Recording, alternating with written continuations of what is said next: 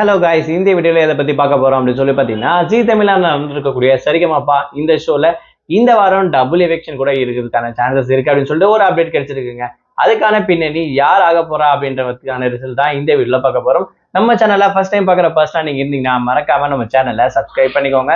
அப்பதான் அடுத்தடுத்த போற வீடியோக்கான நோட்டிபிகேஷன் அண்ட் பாப்அப்ஸ் வந்து உங்களுக்கு கண்டினியூஸா கிடைச்சிக்கிட்டே இருக்கும். அது மட்டும் இல்லாம இந்த வீடியோ பத்தி உங்களுக்கான கருத்துக்கள் ஏதாச்சும் இருந்துச்சுன்னா தாராளமா நீங்க கமெண்ட் பாக்ஸ்லயும் மென்ஷன் பண்ணலாம். ஸோ ரீசெண்டாக வந்து பார்த்தீங்கன்னா ஜீ தமிழ்ல சரிகமபா அப்படின்னு சொல்லக்கூடிய இந்த singing competition senior level season 5 வந்து பார்த்தீங்கன்னா சூப்பராகவே நடந்துட்டு இருக்கு அப்படின்னு சொல்லலாம். அது மட்டும் இல்லாமல் இதில் பார்ட்டிசிபேட் பண்ணிட்டு இருக்கக்கூடிய நிறைய பேர் வந்து பார்த்தீங்கன்னா சூப்பரா போட்டி போட்டு அவங்களோட திறமை வந்து பாத்தீங்கன்னா வெளிப்படுத்திட்டு இருக்காங்க அப்படின்னு சொல்லலாம். அது மட்டும் இல்லாம உள்ள இருக்கக்கூடிய contestants most of the person வந்து பாத்தீங்கன்னா இவங்களுடைய பர்ஃபார்மன்ஸ் ரொம்ப டஃபா ஹெவியா இருக்கு அப்படின்னு சொல்லலாம். ஏன்னா எல்லாருமே அந்த அளவுக்கு சூப்பரா பாடிட்டு இருக்காங்க.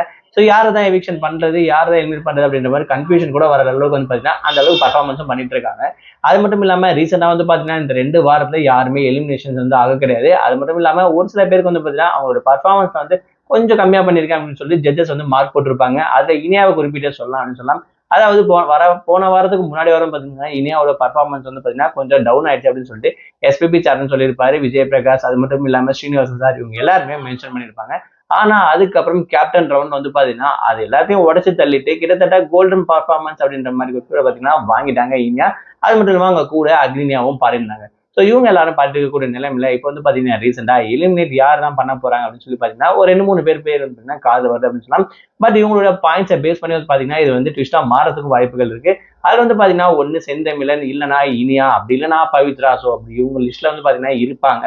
அதாவது எலிமினேஷன் இந்த வாரம் அப்படின்றாரு. அது மட்டும் இல்லாம டபுள் எலெக்ஷனும் இருக்க வாய்ப்புகள் இருக்குன்ற மாதிரி சொல்லிட்டு இருக்காங்க. பட் அது எந்த அளவுக்கு உண்மை அப்படின்ற விஷயம் தெரியல. பட் எவிக்ஷன் இந்த வாரம் கண்டிப்பா இருக்குன்ற மாதிரி பார்த்தீங்கன்னா அப்டேட் கிடைச்சிருக்கு. ஸோ இவங்களே யாராவது ஒருத்தர் எலிமினேட் ஆகிறதுக்கு வாய்ப்புகளும் இருக்கு அப்படின்ற மாதிரி பார்த்தீங்கன்னா ஒரு அப்டேட் கிடைச்சிருக்கு. இவங்களை தவிர நீங்க யார் எலிமினேட் ஆவாங்க அப்படின்னு சொல்லி நீங்க நினைக்கிறீங்களோ அந்த பர்சனை மறக்காம கமெண்ட் பாக்ஸ்ல மென்ஷன் பண்ணுங்க. அது மட்டும் இல்லாம உங்களுக்கு பிடிச்ச கண்டஸ்டன்ஸ் யாருன்ற விஷயத்தையும் மறக்காம கமெண்ட் பாக்ஸ்ல மென்ஷன் பண்ணுங்க.